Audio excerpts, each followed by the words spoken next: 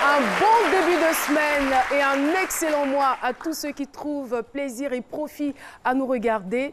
Bienvenue à toutes et à tous dans ce énième numéro de C'est Midi. Merci d'y rester, car c'est midi. C'est midi, c'est maintenant. Et c'est un bonheur pour nous de nous retrouver avec vous, très chers téléspectateurs. Et ce n'est pas sans émotion que nous nous retrouvons ici dans notre environnement habituel après avoir passé un excellent moment pour une partie quand même de l'équipe à Boaké. Merci Boaké, merci aux autorités de Boaké, merci à toute la population de Boaké et merci d'applaudir Boaké. Boaké qui arbore un nouveau visage. Boaké au fleuve, Boaké de la Renaissance, n'est-ce pas, Marie-Paul Adjé? C'est cela. Vous êtes toute rayonnante. Hein? Merci, mais c'est normal, justement, on revient de Boaké, donc on a eu le temps de se reposer, de manger du bon foutou, donc oui, tout va très bien ce matin. Je sens qu'il y a un peu de goumet sur ma gauche, là. Ça va bien? Alors, le doyen, oui. Le doyen est avec nous. Est-ce que vous avez salué le doyen? Bienvenue, le bas.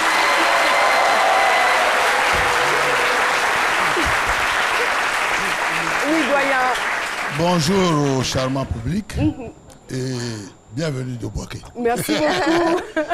J'avais peur, j'ai pensé que vous allez dire bienvenue Neba. J'avais dit mais c'est pas moi, c'est vous. Bienvenue de Boaké, oui. Ça s'est super bien passé. Oui. Ça a été une merveilleuse expérience. On avait même envie d'y rester encore une semaine. Je vous jalouse un peu, mais bon, je comprends. Voilà, c'était juste une partie de l'équipe. Alors, Jessica Bamba.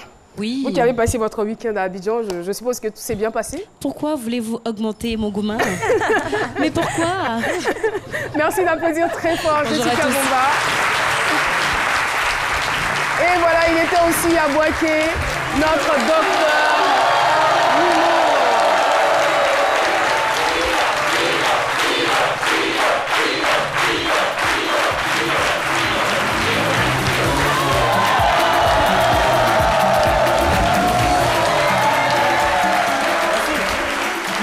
Philo. Ah, ça c'est petit, c'est rien ça. Le vendredi vous étiez à vélo. Ouais, aujourd'hui lundi vous êtes à moto. Non, mais je viens de Boaké comme ça. Hein. Ah d'accord. Ouais, j'ai quitté Boaké. Mais je viens de Boaké et ça fait plaisir. Ouais. Non mais j'ai été impressionné par les motos-taxis à Boaké. Oui. J'ai dit mais il va falloir que je vienne me dire aux Abidjanais que vraiment c'est impressionnant. C'est quand même pratique aussi. Ouais. Hein. Et puis c'est bon. J'ai même envie de venir faire moto-taxi à Abidjan. Mais ça pourrait aider en plus. Franchement, ça pourrait aider avec tous les embouteillages, ça pourrait aider, effectivement. Rien qu'en passant au bagarre, bon, je suis en train de réfléchir sur le dossier d'abord. Merci beaucoup, Dr Philo. Et je suis sûre que vous êtes impatient d'entendre et d'écouter le thème du jour. La fille de ma défunte meilleure amie est à la recherche de son père. Voilà, donc ainsi libellé notre thème de cette émission. Alors, Dr Philo, puisque vous êtes prêt, vous revenez de Boaké, vous êtes en pleine forme. On va vous retrouver dans quelques petits instants, mais permettez-moi, très chers téléspectateurs, de vous montrer le portrait de notre invitée. Nous en avons deux, mais la concernée, c'est elle qu'on va voir maintenant à travers ce portrait. Bra Viviane Amani, épouse Ekissi, est née un 28 octobre et c'était en 1973 à Tiagba dans la sous-préfecture de Jacquesville. Mère de 6 enfants, elle partage sa vie avec son homme depuis maintenant 20 ans. Viviane a connu une vie scolaire difficile. Elle arrête l'école en classe de CM2 et reste auprès de sa mère pour apprendre le commerce du vivrier. Aujourd'hui, elle gère ses propres affaires et s'en sort très bien. De nature très calme et réservée, elle ne tarde pas à se donner corps et âme pour le bien-être des personnes qui lui sont chères. Tel est le cas pour Tania, la fille de sa défunte meilleure amie, qui désespérément recherche son père. Toute l'histoire sur le plateau de C'est Midi. Vous faites bien d'applaudir. Nous recevons donc nos invités témoins du jour. Amani Bra Viviane, qui est l'amie de la meilleure amie en question, de la défunte meilleure amie. Et puis la fille donc de la défunte, c'est Hippo Grace Tania. Bonjour et bienvenue sur notre plateau. Merci. Merci de votre présence. Alors, docteur Philo, ouais. Elles sont là, nos invités. Ouais. Vous avez aussi le thème, je suppose. La fille de ma défunte meilleure amie est à la recherche de son père.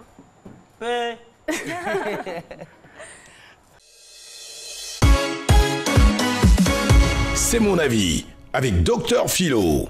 Merci beaucoup. Merci. Je veux démarrer d'abord pour... je voudrais faire un clin d'œil à toute la population de Boaké et puis vous dire que vous avez été très généreux envers nous. Vraiment, on a apprécié cette mission-là. Et en même temps, sur les taxis, pardon, les porteurs des casques. Voilà, c'est l'exemple que je donne parce que j'ai vu des motards, pardon, sans casque. Un motard sans casque, je ne sais pas, c'est rien ça. C'est comme un haricot sans huile. Donc il faut porter les casques, c'est très important et c'est pour votre propre sécurité. Pour revenir au thème, mais attends, ce que vous faites là, moi je ne sais pas quoi dire, c'est bon. La fille de votre meilleur ami est juste à côté de vous. Et puis vous cherchez son père. C'est ça l'amitié dans toute sa splendeur. C'est ça. Ce que vous êtes en train de faire là, en philosophie, nous on appelle ça l'amitié, c'est-à-dire post-mortière. Ça veut dire après la mort. Non. Ouais. Mais c'est ça. Les choses. Oui. Aïe. Vous êtes en train de dire ça. Vous ici, quand quelqu'un meurt là, vous regardez ses enfants encore. Vous ne regardez pas, elle regarde. Non, mais on laisse un gros français là même. C'est sa meilleure amie, c'est sa fille qui est à côté de moi. Elle cherche son papa. Mais elle qui est la meilleure amie, automatiquement, elle l'aide à chercher son papa. Mais c'était. Non, mais c'est la vérité, c'est un truc. Et de la manière dont je vous vois, c'est que vous êtes une femme généreuse. Vous êtes généreuse. Et puis quand vous avez des caractères, parce que quand on vous voit là, même si quelqu'un vous doit là, la personne est décédée, vous allez au cimetière pour réclamer votre argent. Parce qu'après la mort, là,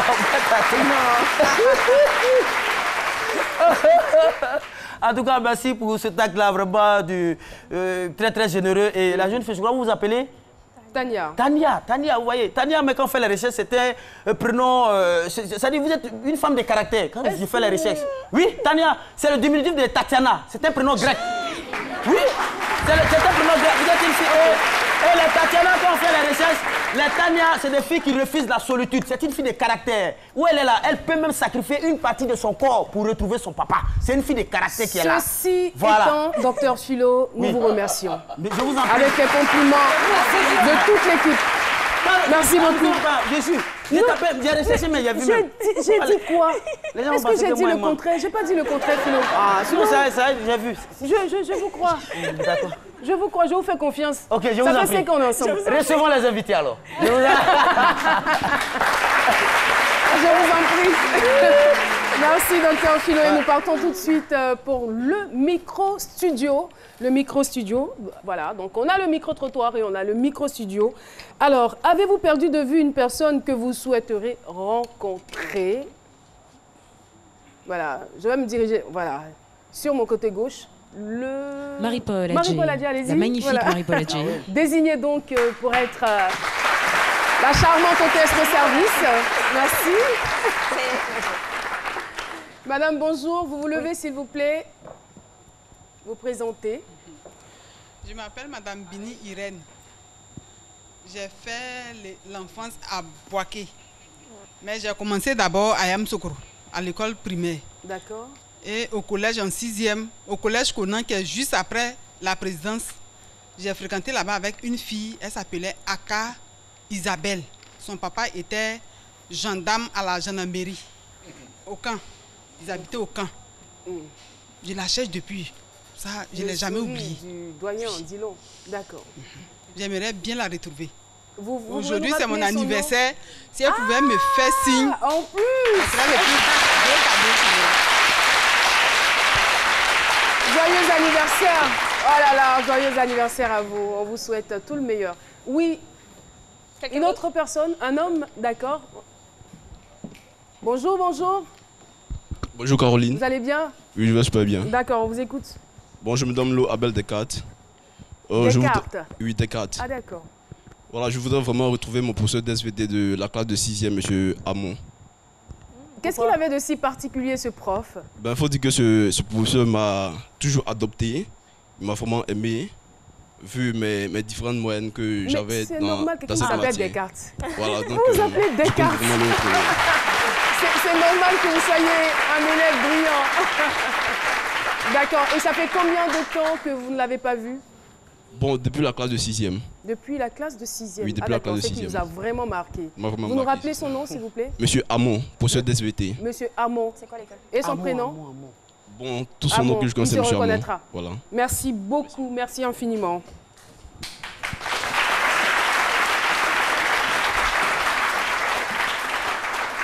Alors, on va essayer encore une fois de se jouer les colombos.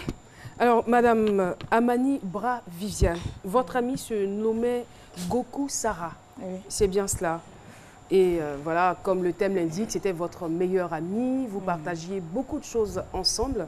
Malheureusement, elle a perdu la vie en 2010. Oui. Est-ce que vous pouvez nous en dire un peu plus sur votre amie?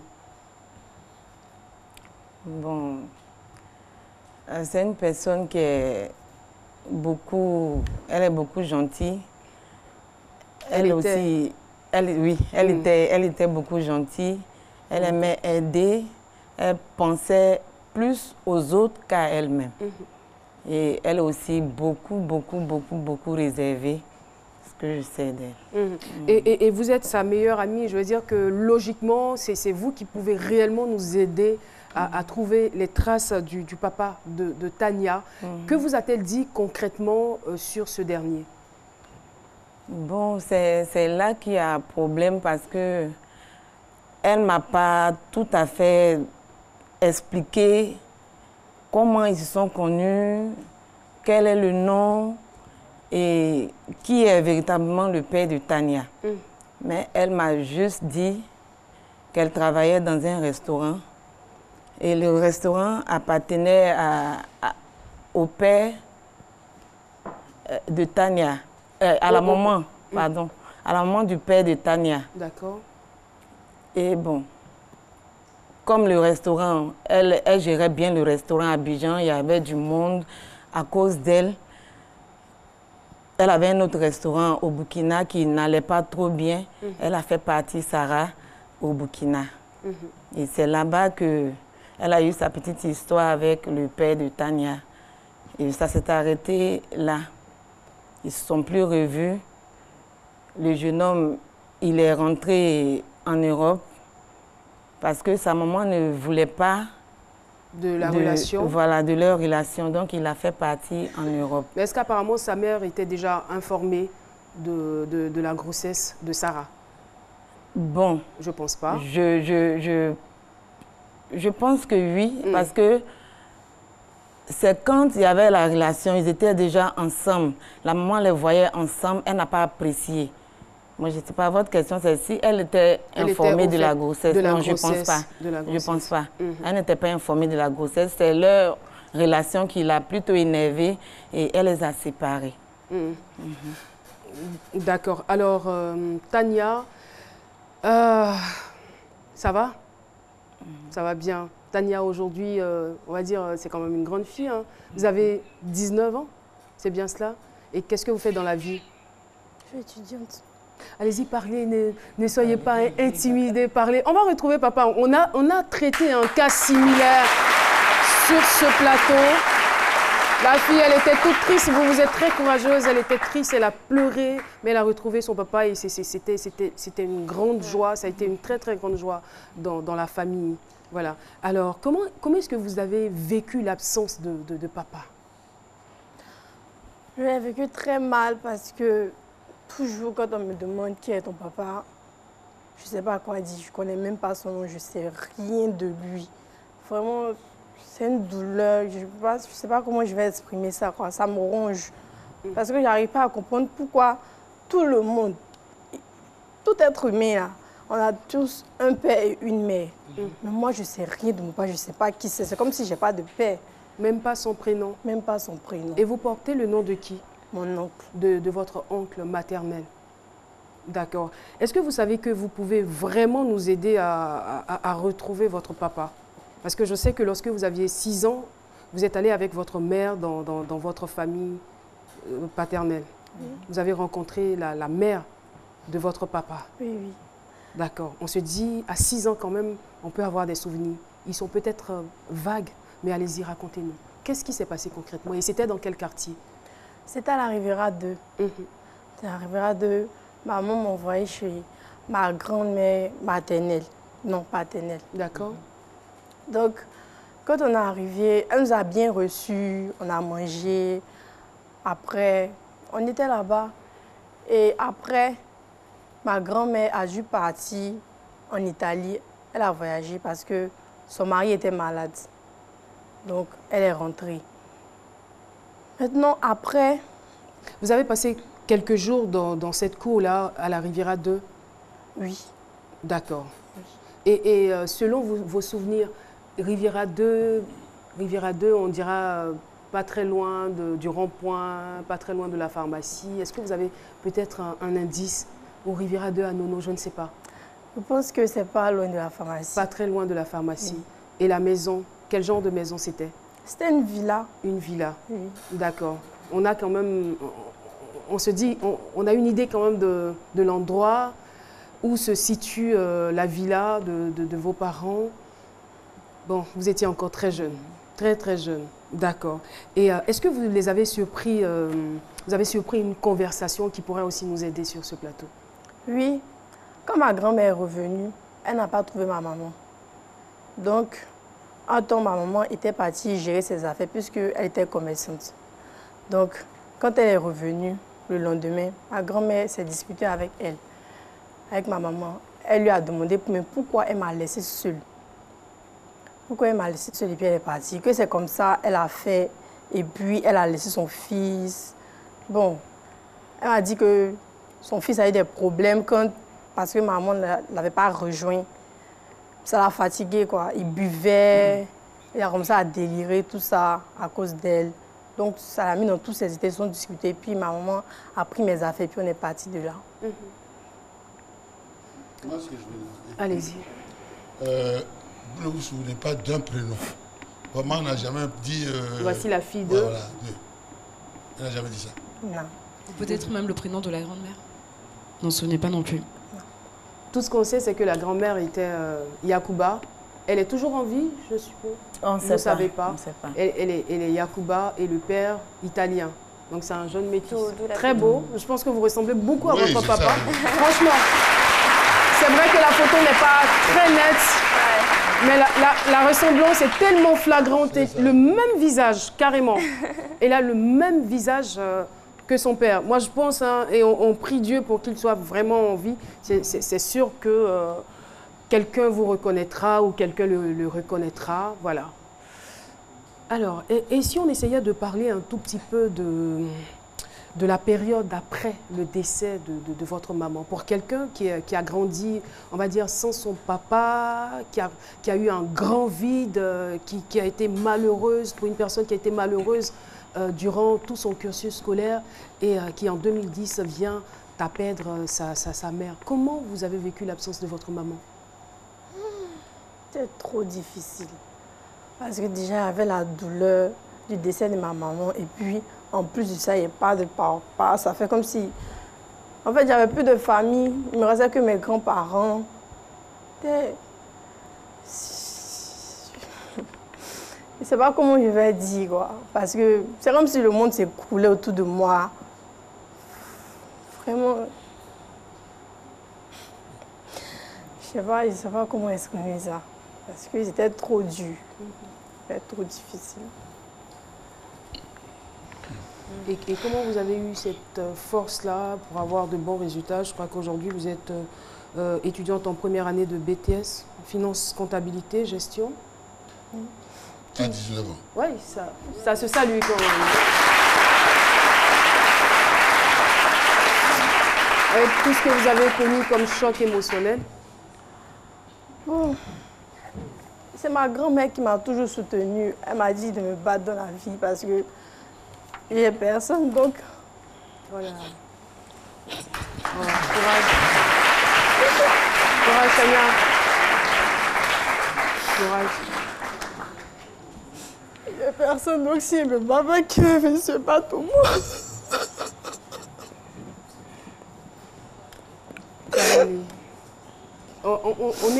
On est avec toi, hein, et on te comprend.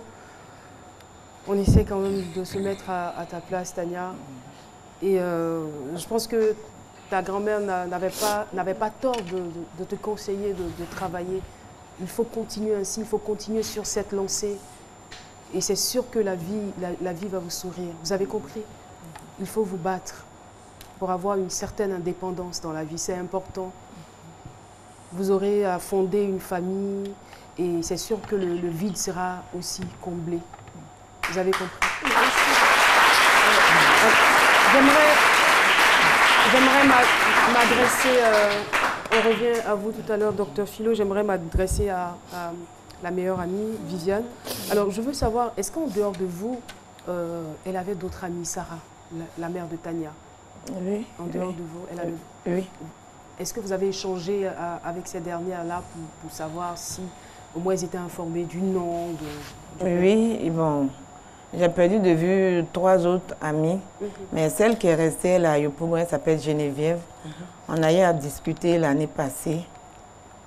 À la gare du UTB, je l'ai rencontrée comme ça par hasard parce que je l'avais aussi perdu de vue.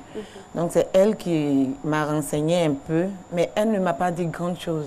C'est toujours la même chose qu'on a dit auparavant.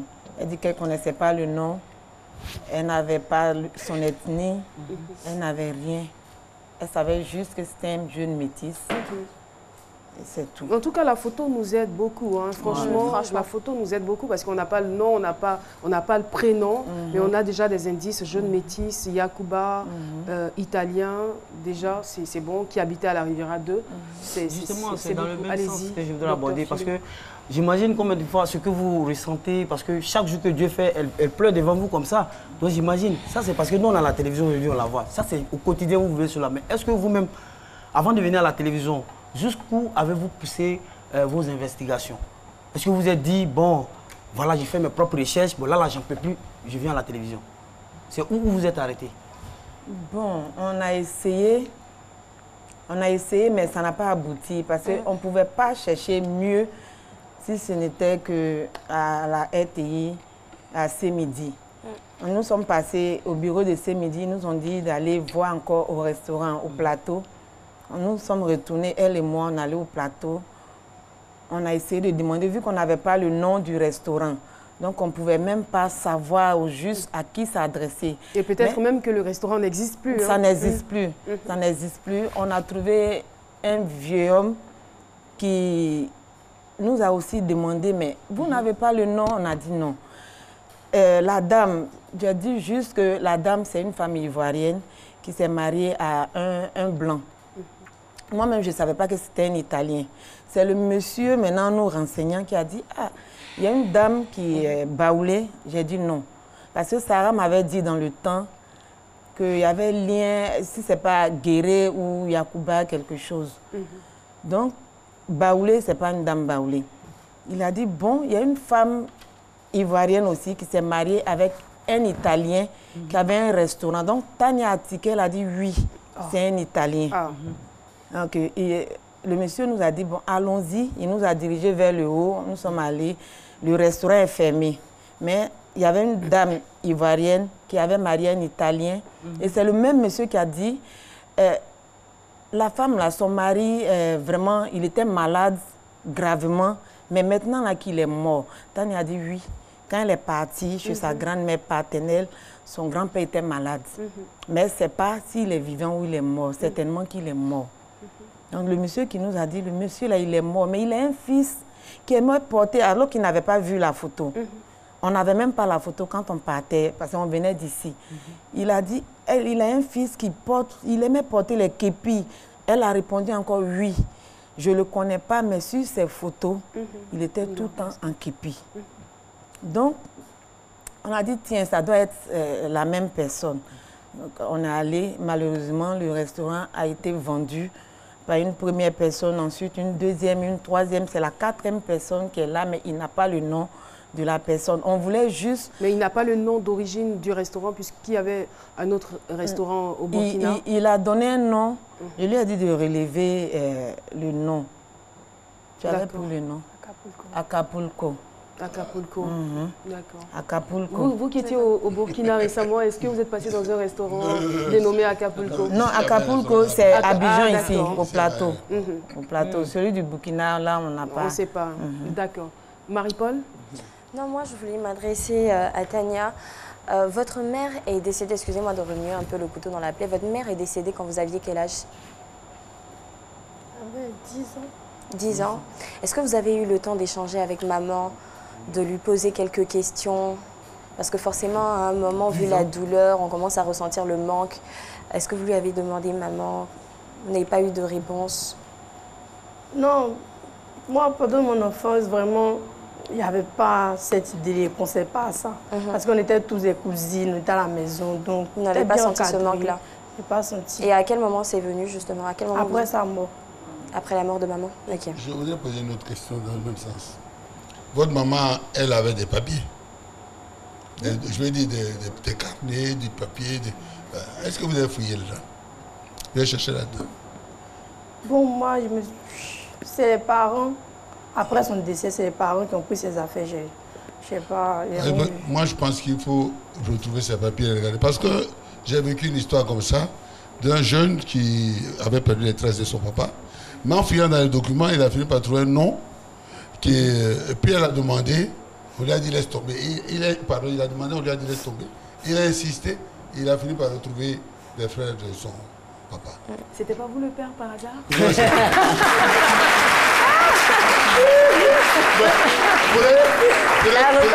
que vous êtes un bel homme. Pour être précis, c'est le fils de mon cousin. Ah d'accord, d'accord, on est rassurés là. C'est justement que moi qu'elle a retrouvé. D'accord. Que le fils a retrouvé.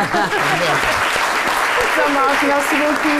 L'échange n'est pas encore terminé, nous marquons une pause. On se retrouve dans quelques instants. C'est midi, c'est ça.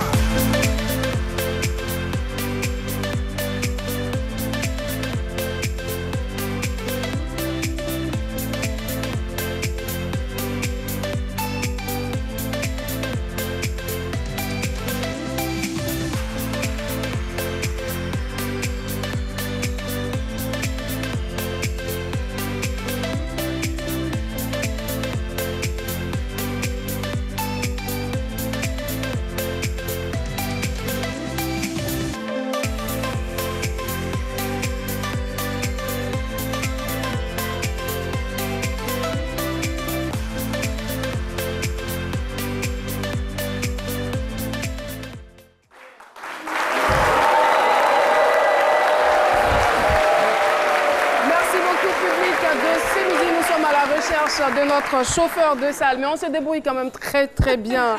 Alors, nous sommes donc en compagnie de Bra Viviane et Grâce Tania. Bra Viviane qui est là avec la fille de sa meilleure amie, de sa défunte meilleure amie. Et nous tentons de retrouver le papa de Tania. On espère bien avec cette photo. Et moi, quand je vois les photos, franchement, j'en suis très contente parce que c'était l'amour fou entre les deux. Voilà, j'ai vu 2 photos où ils étaient ensemble. Franchement, je me dis c'était vraiment le big love.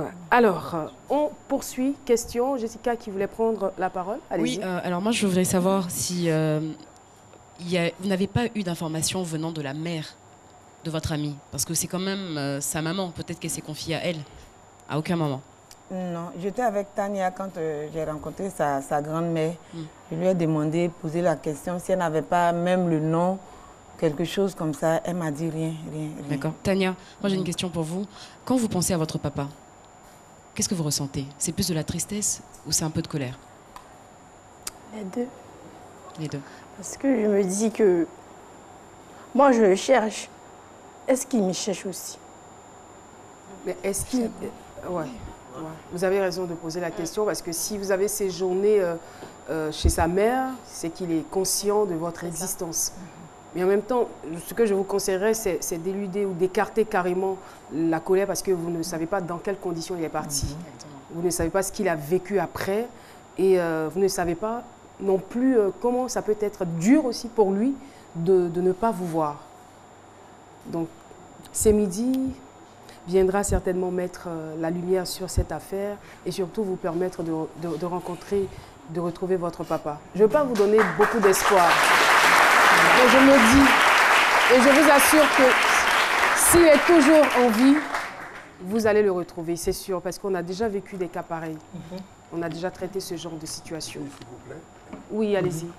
La photocopie. Franchement, s'il y a des amis qui voient, exactement. Ils vont la garder. Il n'y a vraiment pas de doute, quoi. Mais Dieu sait trop faire les choses. Alors, Paulus Agathon, il a avec lui dans son téléphone les réactions des téléspectateurs. On va l'inviter à venir sur ce plateau. Vos réactions nous intéressent avec Paulus Agathon.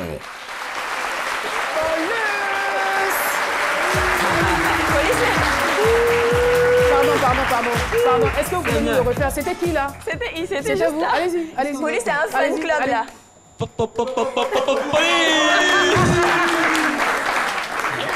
Ah, Paulus, vous voyez ce que vous faites? C'est mignon. Les mots me manquent. Ça prouve simplement qu'il vous aime. Oui, voilà. c'est ce que je constate. Bonjour Caroline, bonjour à toutes, bonjour à tous.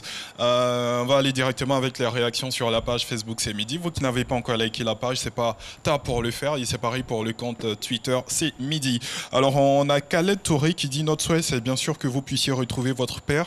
Mais est-ce que vous ne craignez pas d'avoir des regrets aussi? Des regrets à quel niveau? En le retrouvant peut-être, en découvrant peut-être qui n'a pas envie de vous revoir. C'est une supposition. Franchement, c'est de pouvoir le voir simplement. Moi, je dis que si ne serait-ce qu'une seule fois, je peux le voir, ça me suffit. Ça me suffit. Moi, je ne veux pas grand chose. En tout cas, on espère que tout va se passer dans de bonnes conditions. On a ensuite Julien Fred Marson. Il dit ce témoignage nous interpelle tous, quelles que soient les circonstances d'une grossesse. Il faut l'attribuer à son vrai père, car tôt ou tard, l'enfant cherchera ses origines et il faut permettre même une rencontre. Voilà. Brice Yao, il dit il y a toujours de l'espoir, car comme le disait Caroline tout à l'heure, il y a eu des personnes en pareil cas qui ont pu retrouver leurs parents. Et vous également, c'est possible. Courage à vous. Et n'hésitez pas à partager la photo sur les réseaux sociaux. Ça vous aidera énormément. Et donc, Caroline, c'est avec ce message que je vais vous quitter. Rendez-vous demain, toujours à la même heure, parce que vos réactions nous intéressent. Mais pourquoi vous êtes si pressé de partir, Paulus? Qu'est-ce qui se reproche? Non, moi j'aime passer du temps avec vous. Il n'est pas métissant, c'est pas lui. En fait, j'aime rester au coin vous regarder, c'est intéressant. D'accord, ça marche. On vous retrouvera demain avec le même plaisir. Tout à fait. Merci beaucoup, merci de raccompagner Paulus Agathon. Oui, Philo. Avec tout ce que je vois sur ce plateau, avec toute cette émotion, moi je vous donne, madame, moi je vais vous donner ma parole. Même si après ce midi, il n'y a pas de solution, faites-moi si, je vais vous donner mon contact. Moi j'ai vécu à Boaké, nous on partait à Korogo. Il y a des vieillards là-bas, je connais un, Lamine Dandion, Koulibaly Koulouchor, c'est un vieux, c'est un voyant. Non, il faut qu'on se dise la vérité. On est en Afrique, hein. Lui, sérieusement, c'est mon avis. Moi, je sais comment je vais, c'est ma manière de l'aider. Lui, il va taper le nom, il va taper le visage de l'Afrique. Il va vous dire oui, il a arrêté. Non, c'est vous ici. Oui. Je vous jure. Avec le nom de la maman, quoi. Avec le nom de la maman, la fille là, il tape les trucs. C'est mignon, mais puis il y a encore mignon, quoi. Si tu es là-bas, c'est là que tu peux comprendre. Voilà, on est en Afrique, tout est possible. Voilà. Moi, c'était ma contribution. Merci pour votre brillante contribution. Vous dites quoi? Vous me soutenez? Je te soutiens. Non, merci infiniment. Merci beaucoup. Ça va? Quel est votre état d'esprit en ce moment, Viviane? Bon, déjà arrivée ici, je suis déjà confiante. Avec l'aide de Dieu, l'image que vous avez véhiculée, je pense que Dieu va faire le reste. Puis on aura gain de cause. Tania, ça peut aller? Ah, vous avez un joli sourire. Ah, oh oui. là là.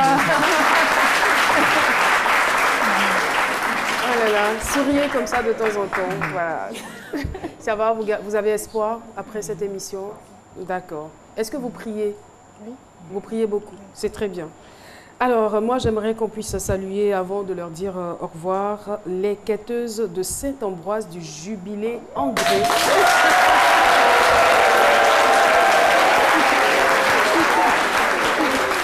La présidente est Madame Bini Irène. Pardon, c'est vous la présidente, Madame Bini Irène. Encore une fois, joyeux anniversaire. Hein. Alors, nous saluons également le fan club C'est Midi.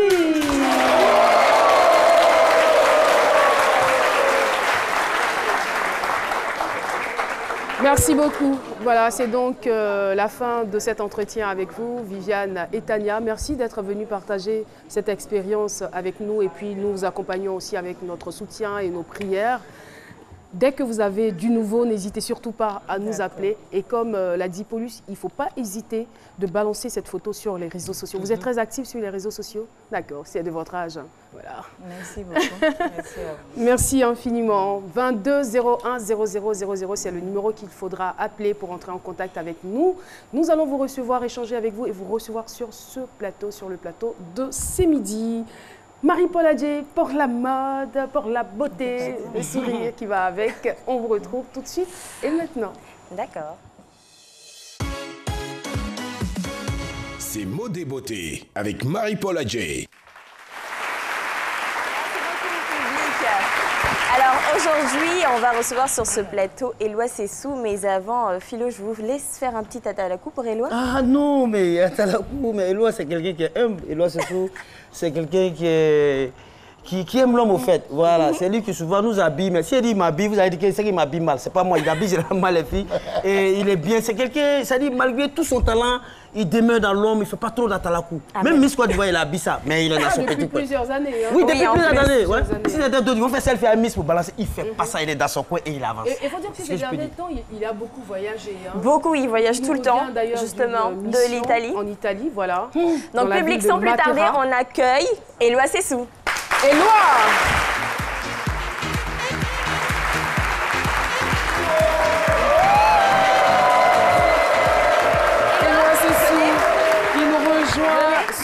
Sur le plateau de ces midis. Venez vous asseoir parce que quand la tête est là, le genou ne porte pas le chapeau. Asseyez-vous s'il vous plaît. C'est un look italien. Asseoir à la place d'une femme, Marie-Paul, je vous invite à rester avec quelle galanterie.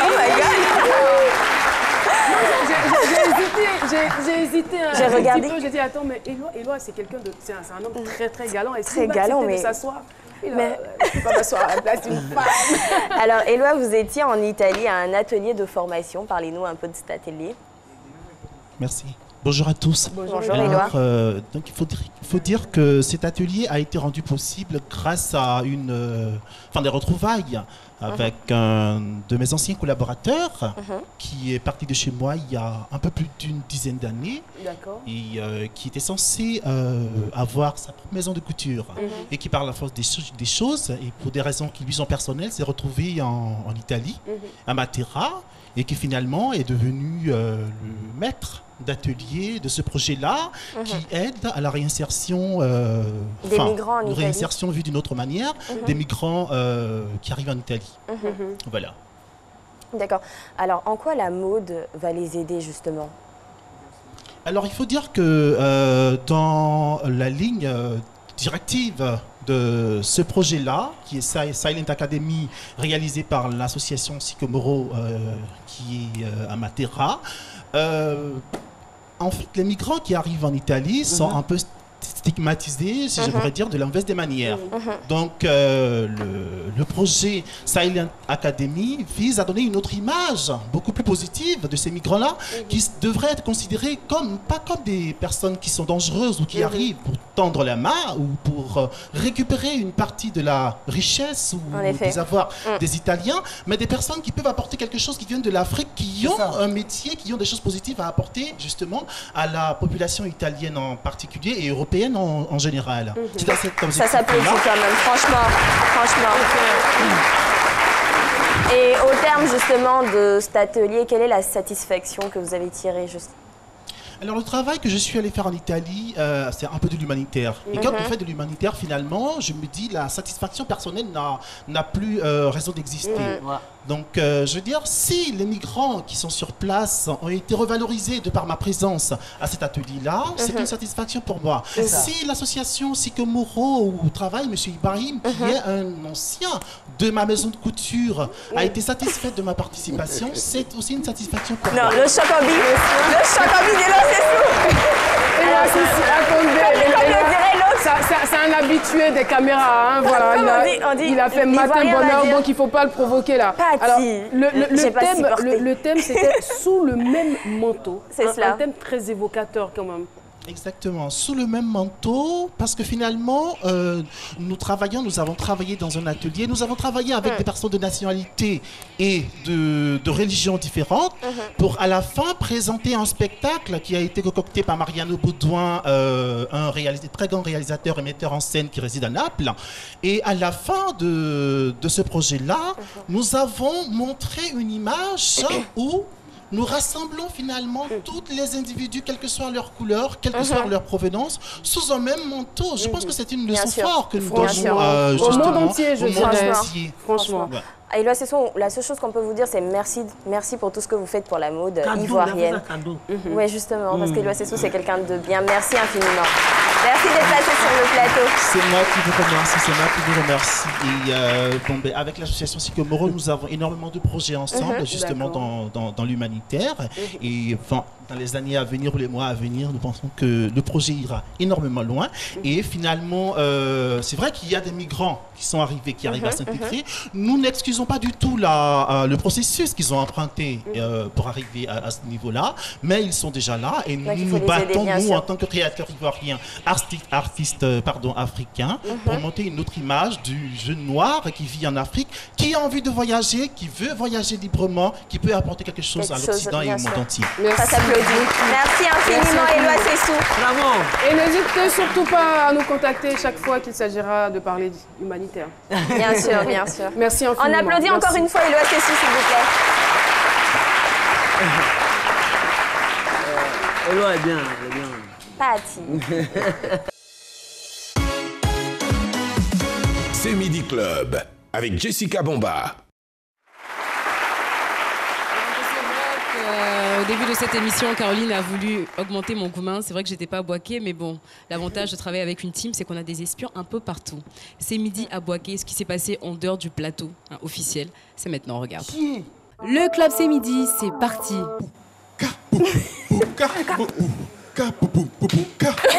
Et oui, merci Paulus pour ce jingle. C'est Midi à Boaké, et quand l'équipe de C'est Midi déboule dans une ville, c'est la bonne humeur assurée. Et pour ça, il faut déjà prendre la température de la ville qui nous accueille. Une fois cette première étape franchie, la team se rend à la pouponnière de Boaké. L'émission prône le partage, alors cette étape est plus qu'importante.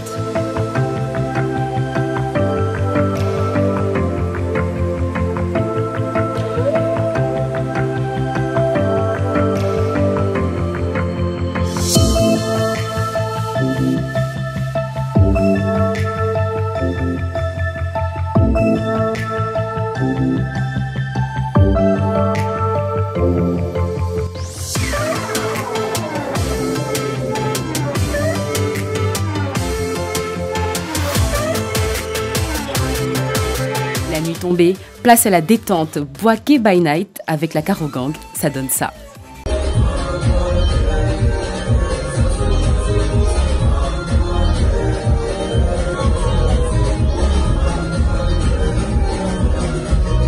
Après la détente, le travail reprend, car oui, nous avons une émission à faire.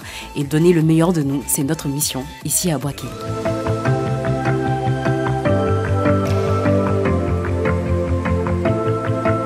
C'est Midi à Boaké, un grand moment de partage, mais surtout d'émotion.